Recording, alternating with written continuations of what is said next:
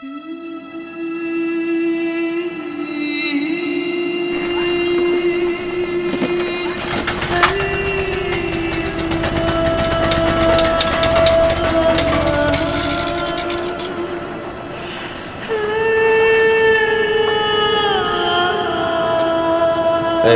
vastoinkäymisen jälkeen vähän juteltiin siitä, että kyllä pitäisi varmaan vetää joku raja tohon, että kuinka kylmä saa olla, että lähdetään edes yrittää. Tänään mennään aika pitkälti kaikki pieleen, mitä voi mennä pieleen. Svede Linkomil piti eilen vetää vauhtiin, niin se meni sitten hajalle ja no generaattorit nyt kuulasit valoa saatiin, mutta nyt on se aika monen juttu summa, että saa sen fiiliksen luotua, niin ei toi -30 hirveästi jeesahti siihen. On vaan liian kylmä. Kaikki kamat hajoaa. Sanotaan, että silloin kun tulee niitä onnistumisia, niin on tosi fiiliksissä ja sitten ei ole sitä semmoista niinku duunifiilistä, että sitä on kiva tehdä. Mutta sitten niin kuin eilen oli mun mielestä taas tosi hyvä esimerkki vaan siitä, että jengi ei ehkä hogaa tätä puolta myös tästä, että aina ei ole ihan niin hauskaa eikä ole ne ihan ne olosuhteet, että ei me tosissaan missään +30 beachillä ja palmuja alla oltu eilen tuolla, että olisi aika tuskaa.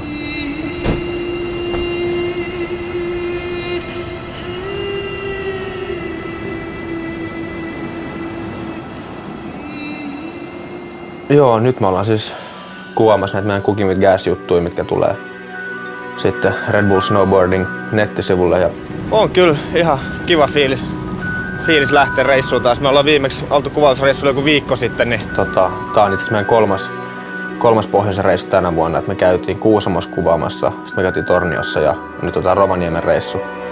No kyllä, siis on tässä tullut aika rutiini, että olen nyt tätä viimeiset 12 vuotta harrastanut ajan luonne pohjoiseen ja periaatteessa aina toivon, että etelään tulisi lunta, että lähtee niin kauas duuniin, mutta ei, on tämä mun mielestä aina aika siistiä. On meillä kuitenkin aika pitkään tai 12 vuoden ajan pysynyt niin kuin sama porukka, millä me kuvataan ja on se aina yhtä hauskaa lähteä ukkojen kanssa vähän reissuun.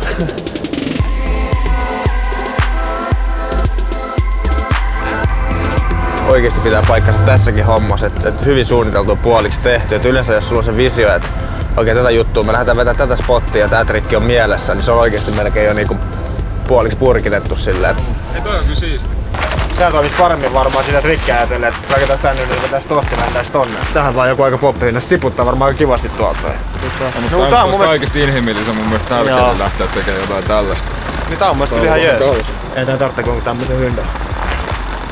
Pystyis tekemään tosta sen Millerin. Joo. Totta kai siinä on kaikki se duuni siinä taustalla, että sä rakennat sen spotin ja vedät sen trikin, mutta aika harvoin itse lähtee tekemään mitään semmoisia juttuja, mistä ei olisi niinku varma, että pystyy tekemään sillä, että kuitenkin tietää hyvin omat skillsinsä.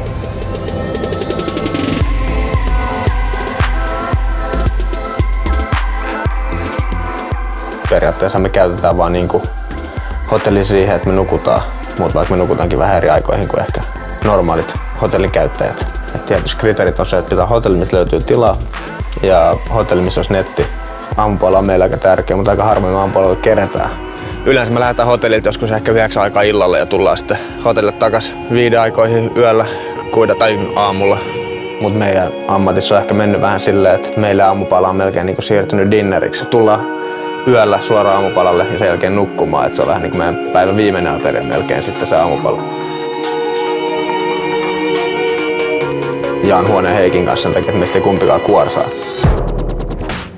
Sitten Pasi Salminen ja Mikael Lahtikari, eli tämä valokuvaaja ja videokuvaaja, ne molemmat kuorsaa, ne on sitten 200 yhdessä huoneessa. Ne tuhoaa toistensa yöunet. Joo, joskus meillä oli tosissaan minä, Heikki ja sitten se Pasi Salminen oltiin samassa huoneessa. Me tiedettiin, että Pasi tulee kuorsaa. Sitten mainittiin sille se pullatkaus, mikä oli kaikista huoneen sänky ensinnäkin tietysti. Ja sitten me otettiin semmonen nojatuoli, me pistettiin se nojatuoli niin Pasin pään päälle silleen, että se blokkaisi sitä sen kuorsaamista, että sitä ääntä ei kuuluisi. Kutsuttiin sitä Pasin sänkyyn Sleepmaster 2-tonniseksi. Ja Pasikin on just semmonen tyyppi, että sit kun se on vähän väsynyt, se rupeaa näyttää ihan myyrältä ja sit se on jotenkin ihan liikaa mulle. Yes.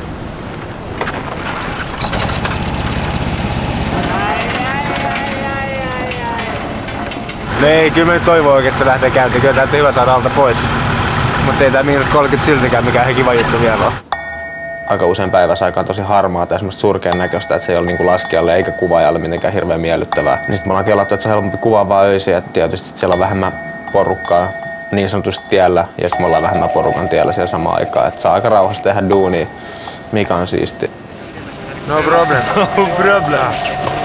Kun sä reissaat tämmöisellä porukalla ja teet tommosissa aika HC-olosuhteissa duunia, niin kyllä sulla pitää olla sillä ihan hyvä ymmärrystä toista kohtaa ja olla frendejä muutenkin, että sä kestät sitä. Et ei tää nyt mitään ihan normiduunia jos sillä.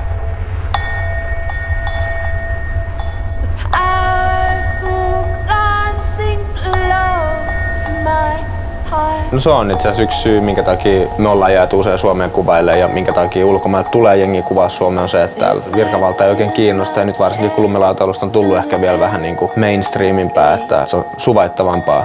Niin kytät on aika usein fiilis, kun saattaa käydä pysähtyä ja katsoa ja kysellä sun, ketä siellä on ja ehkä tunnistakin jotain nimiä ja luo mun mielestä hyvää fiilistä ja just sen takia niin kuin Suomi on tämmönen striittikuvauksen mekka.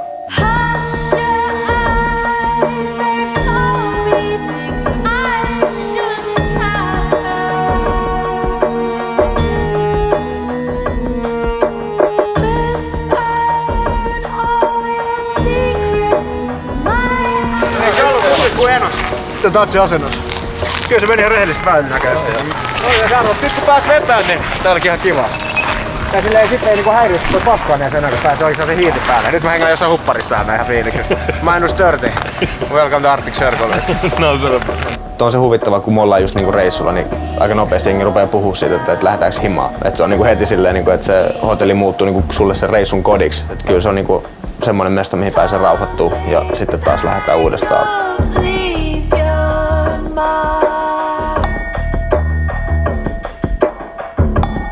Kyllä mä odotan ensi kerran, kun mä menen hotellille, että siellä olisi joku nähnyt tämän videossa, se on Marianne Pussi venaamassa mun tyynellä. Se olisi hyvä juttu.